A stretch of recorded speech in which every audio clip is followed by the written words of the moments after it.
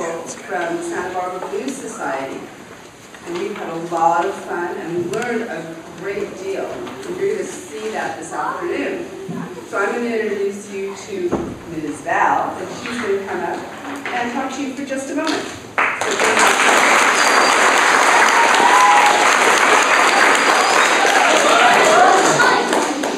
Good afternoon, everybody, and thank you all for being here. This is so exciting. I see we have some more students coming in right now, so this is wonderful. We are, let me see, Albie Blue. Turn around, Albie Blue. There's Albie Blue. Albie Blue and I are here because of the Santa Barbara Blues Society. Blues for Youth program. They have made this possible. And the coordinator for the Santa Barbara Blues Society Blues for Youth program is Miss Rosie Keller. And I am going to be actually oh, there she is right there. And I'm going to ask Miss Rosie Keller to actually talk a couple minutes later after the first performance by Miss Lipman's class. Miss Lipman's class has done a special readers theater, and that is where, and that's what these students are going to be doing. They're going to tell you a story about an incredible woman named Harriet Tubman and how she changed the lives of many people and influenced our whole nation. She influenced the United States in making changes with how people were treated. And she was a lady that was about my height. She was about 5 foot tall, so not a real big woman. And she wanted to help slaves get free. Now, for anybody who doesn't know what a slave is, think about if you were not allowed to go anywhere at all, not even take a walk away from your house. If you couldn't do anything without getting permission, that would be the life of a slave. And you were told to do all kinds of work, and if you didn't like the work you were doing today, you had to do it anyway. That was the life of a slave. And so, this one lady, Harriet Tubman, created a movement called the Underground Railroads. And this movement had all kinds of secret things, and they had special secret meetings to help people to help slaves who wanted freedom to be able to get away and go to a free place to live. And what you're going to be hearing in this readers theater is about slaves trying to escape, mothers, fathers, children. You're going to hear the people who are helping those slaves to escape and the things that they went through. And I want you to listen real closely. As an audience, I appreciate how quiet you are, because there's going to be really important things being said by each one of these students out there that are doing the Readers Theater. And so right now, I am going to turn it over to Anya. And I'm turning the microphone down. I'm turning this over to Anya, and Anya is the lead narrator, and she is going to help take you through this journey. Harriet Tubman's Readers Theater. Scene 1. Harriet Tubman is a slave in Maryland who will grow up to lead more than 300 people out of bondage over the course of her life. As a teenager in the 1830s, Harriet hates her co-master and dreams of freedom. She also discovers that she has a special talent for sensing danger. Harriet is working with other slaves to harvest corn one autumn evening, when she notices that one slave has stopped working. She knows something is up. Tonight is my night. While you are busy with the harvest, I'll make a break for it. Harriet admires his bravery, but she senses grave danger. She sees the overseer falling. She hides herself in the cornfield and falls too. He's after me, but I can hide at the general store at the crossroads. Harriet and the overseer both follow him into the store. You girl, how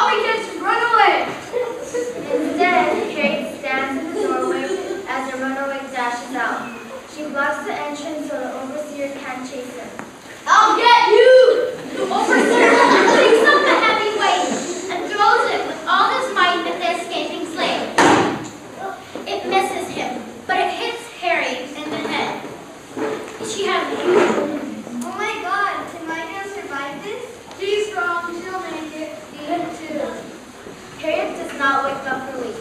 Her father is right. She's right. For the rest of her life, Harriet has a dent in her skull from the injury. She often wears scarves on her head to conceal it.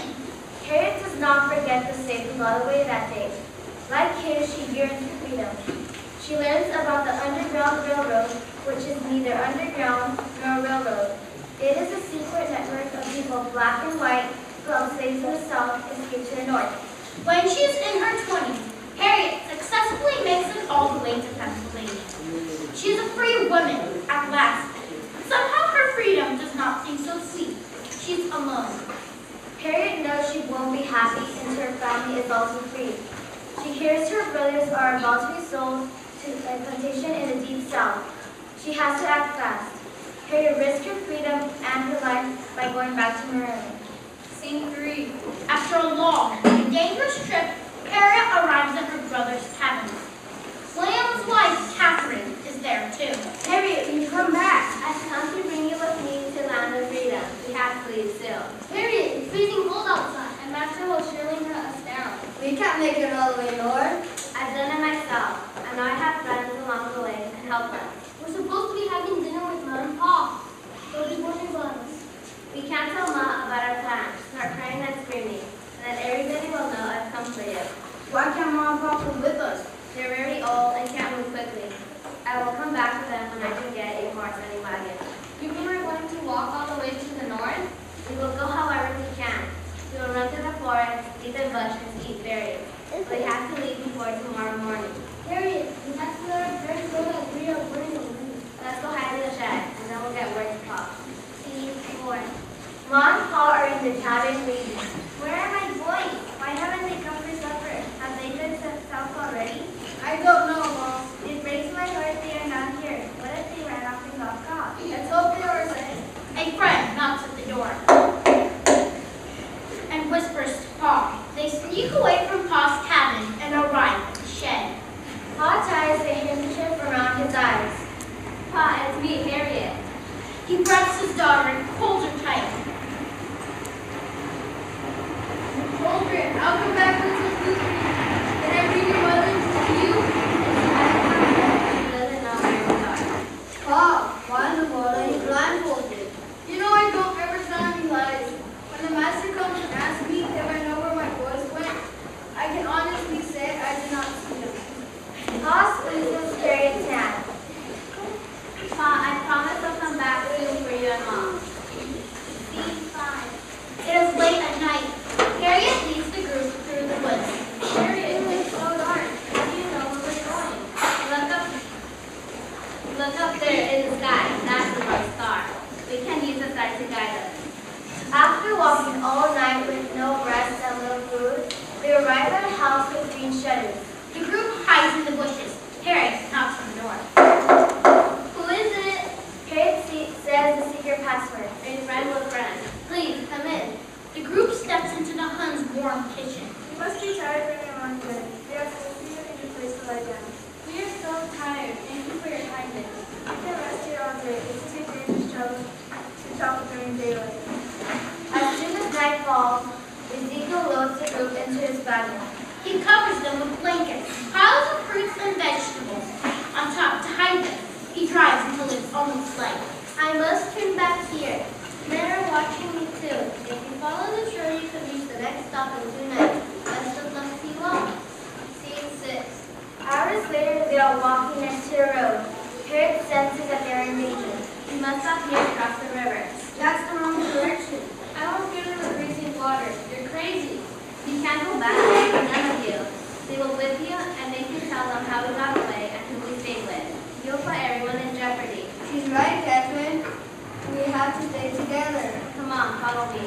Harriet starts to walk into the river. The water rises to her ankles, then to her knees. Soon it is above her waist. Harriet keeps going. The others stand on the bank, watch it in disbelief. Harriet, we're gonna drown if we follow you. But Harriet has faith. Even when the water reaches her chin, she continues. At last the river becomes shallow again. She reaches the other side, and the others step into the river to join her. We'll be safe over here. Let's sleep for a few hours in the tall grass. The next morning, they find a path that from the day before. Look, the patrollers have been here looking for us. How can you tell? The grass has been trampled by horses, and look at these cigar butts. Period. If we hadn't crossed the river when we did, we would have been caught. Scene 7. After traveling for weeks, Harriet's group arrives in Pennsylvania. They go straight to the Anti-Service Society. How can I put it out here? We are mighty happy to be here. I'm sorry to say that even though you are in a free state, you are not yet free. Why is that? Because the fugitive slave law has been passed. Any runaway slave who is caught, even up north, can be arrested and sent back south. Where can we go to be truly free? I will leave you all the way to Canada. Harriet brings her family slaves free to Canada, where they live the rest of their lives as free people. Scene 8. Harriet becomes a conductor on the Underground Railroad. She repeatedly sneaks back to the south to lead groups of slaves to freedom. Slaveholders, angry that their slaves keep escaping, offer $40,000 for Harriet's capture. Dead or alive. That's equal to $800,000 today. But Harriet is not brave. Even though her parents are old and feeble, she is determined to bring them north. She sneaks back once again to the plantation in Maryland. A large sunbonnet hides her face as she walks hunched over. Suddenly, she sees Doc Thompson, her old master, coming towards her. Harriet quickly lets go of the chickens she is holding. They start fluttering and clawing. Doc Thompson starts laughing. Oh, woman, you best get your chickens out of this. He doesn't even recognize her. Harriet breathes a sigh of relief and approaches her parents' house. Who is it? It's Harriet. I didn't think I'd ever see you here. I've come to pick you and Pa up north. I don't know how we'll do it. My knees are like that. I can't walk so well. Where's Pa? He got the Don't worry, I'll get him to you. Harriet waits until nightfall and sneaks over to the chicken coop. She pries open the door. Pa, I've come for you. Oh, thank you, my Harriet. I don't know what the master wants to do. Quickly, we need to get a horse. All Dolly made was out the pasture. Let's take her. I found how born by the cabin. We can rig up the wheels to it. Harriet and her father built a makeshift carriage. This is too dangerous, Miriam. You're scared to get caught. We have to try. Don't know what to do. That's why I'm bored. Harriet drapes a shawl over her head and rides with her parents to the railroad station. Harriet, how are we going to go on the train? We walk right onto it and act like it's supposed to be there. Maybe they'll think we are free already. What were we doing before the station? Then we get off and head south for a while. No one will look for escaped slaves on a train heading south. Don't fret and worry. I've done this many times before. Harriet, I never met a soul as brave as you. Epilogue. Harriet brought her parents safely north, but her bravery didn't end there. Harriet was one of the few women to fight in the Civil War. She carried a rifle and commanded a band of 9 men who were all spies for the Union Army. After the Civil War, when slaves were free, Harriet founded several schools for enslaved in New York. She died in 1913 at the age of 92. The end.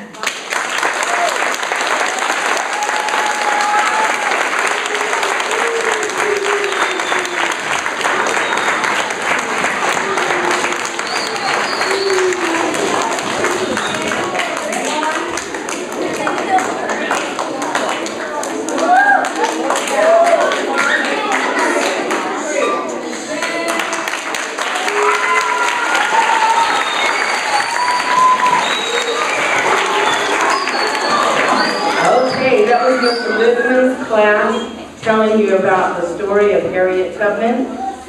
And now, Ms. Littman, I would like you to get your students seated in their musical positions. And then as soon as Ms. Littman's class has moved, then we're going to have Ms. Minoto's class get in their musical positions. So just one second. This is kind of a little intermission. At this point in the program, we are going to be introducing Ms. Rosemary Keller, and she is the coordinator for the Santa Barbara Blues for Youth program. So Ms. Rosie, would you like to come up here and say a couple words and ask her? Yes. It's wonderful to see all of you today. You've been a wonderful audience. And I wanted to let you know how this program came about. Put on by the Santa Barbara Blues Society, which is the oldest blues society in the United States. We're going to be 35 years old next month. Our sponsor is also the Santa Barbara Bowl Education Outreach Program. So this is the first time that Cleveland students have put on this program. Don't you think they're doing a good job?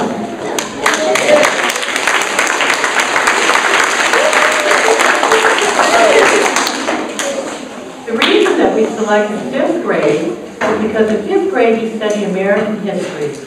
You also have reader's theater, and you can read about Harriet Tubman, you can read some poetry, you can read books that have to do with the Civil War and also with the history of slavery.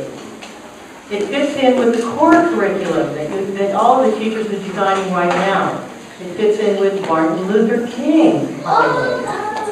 It fits in with Black History Month. So it really fits in with what you're studying. And it's a wonderful way for you to express your understanding and appreciation. It also fits in with the music program that is so important to students now. For you to be able to express yourselves musically and to learn and play instruments and write your own music and sing, use your breath correctly. So it's really, really a privilege to be able to have you here today. And I'm sure that you love the program. Thank you. What we're going to do right now is we're going to do a call and response song, and this song is also about the Underground Railroad. And it is actually 3 pieces of 3 different songs. One is called Run Mary Run, the other one is called Way Over in Beulah Land, and the third is Wade in the Water. Now, Run Mary Run, what is that telling Mary to do? Run! Run, that's right. Anybody know what Beulah Land is? What a funny word. Do you know what Beulah Land is? You want to take a guess? Freedom! I heard somebody say freedom. That's right. It's getting you to your freedom land. It's getting you to where you want to go to. So let's say that we're here and we want to go to the beach, and that's going to be our free place. So then Beulah Land will be the freedom land that we're going to be trying to go to. Then Wade in the Water. The reason we're doing Wade in the Water is because when people were trying, these are all secret message songs. I forgot to tell you that. These were secret message songs used when Harriet Tubman was helping get slaves free. And Wade in the Water, if you wade in the water and your owner, the slave owner, is trying to get you and trying to find you, they're going to have some dogs sent out to try to smell, to try to get your scent and find you. Well, what happens if you go in the water? Can they smell you? No. No, they cannot smell you anymore. And so that's why that was very important also. Okay, so we're going to do it the old blues and old gospel style, and it's called Call and Response. So Miss Littman's class is going to be the callers, and Miss Minoto's class is going to be the responders. All instrument players, you will be doing the hand movements, except for guitar players. No, all instrument players will do hand movements. Okay, here we go. 1, 2, 1, 2, 3, go. Run, Mary, run. Run, Mary, run.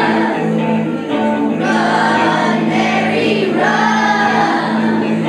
Run, Mary, run. I got the right to the tree of life. I got the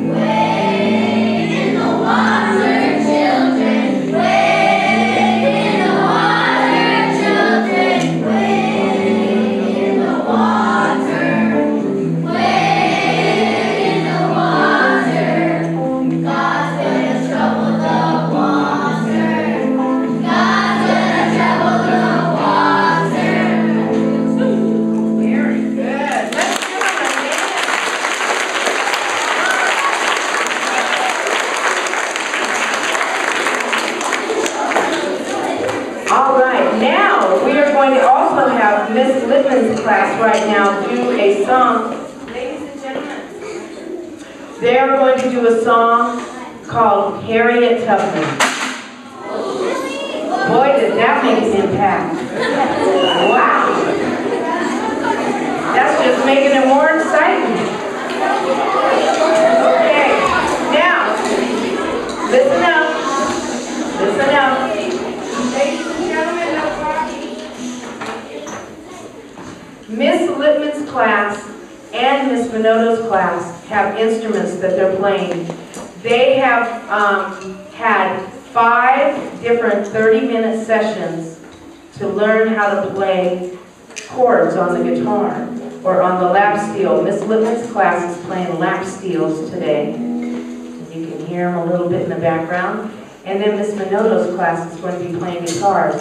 When Miss Littman's class plays, all of her class will be doing instrumentation. And so before they begin, I want to show what the instrumentation is going to be used. I would like all the diddly bow players to stand up and show the diddly bows. These are one-string traditional instruments used in the blues, and it's before a person could make a guitar or buy a guitar, they would make a diddly bow, which have 1 string. And the students took it upon themselves and they decorated them all up, which is really, really cool. Okay, Hal, seat, please. And then we have a gentleman that actually learned how to play the bones. The bones would be 2 pieces of rib bones that you would put together. And we're using wood today. Come on over here because I want you to introduce yourself. What's your name? Daniel. Daniel. And you're going to demonstrate playing the bones. It takes about 3 weeks to just get them to make noise. Go ahead. Did you hear that? That was great. Let's look at this.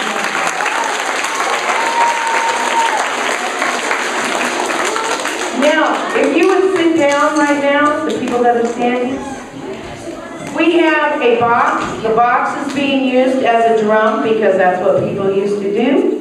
Next to that, we have a washboard. Go ahead and hold the washboard up. And she's going to be playing the washboard. And then the other 3 people back there, they all have shakers. Go ahead and hold your shakers up. Hold the shakers up. Okay. All right. And then in front of them, we have lap steels. Go ahead and play the lap steels. Just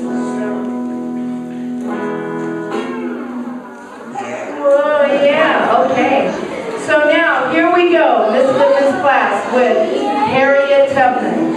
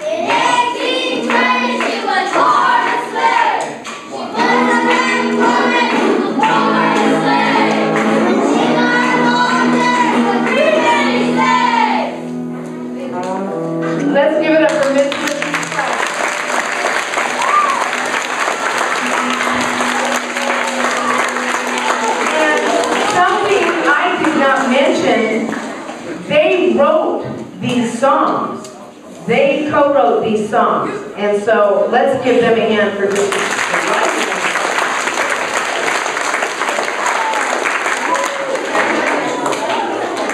Miss Minotto diddly bows? Diddly bow players, stand and show your diddly bows.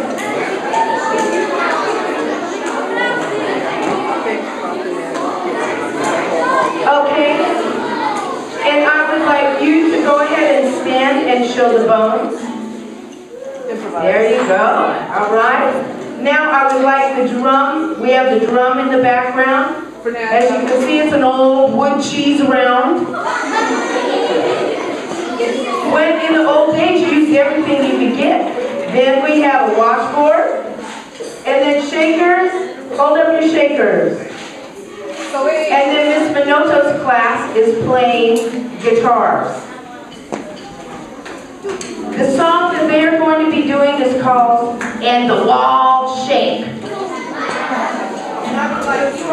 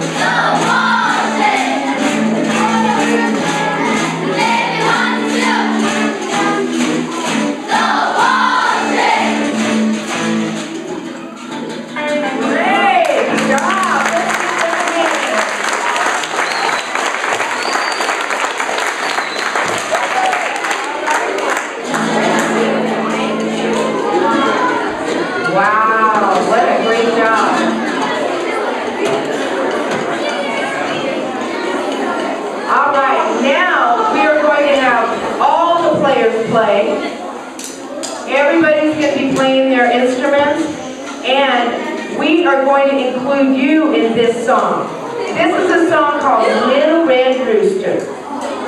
I got a little red rooster too lazy to crow for days. And when I say crow, I want everybody to give me a cock-a-doodle-doo. Let's hear that.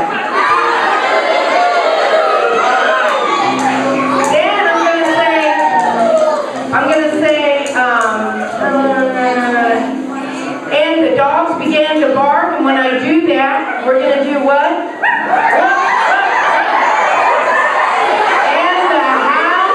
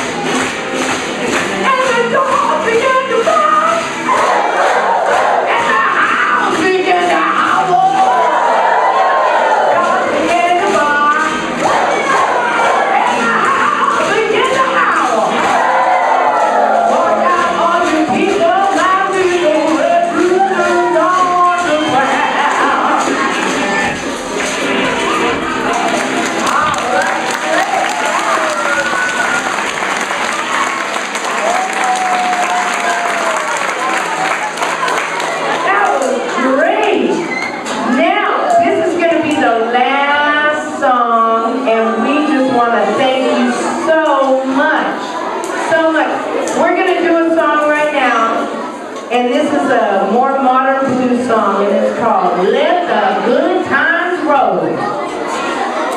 And so we're going to teach it to you real fast.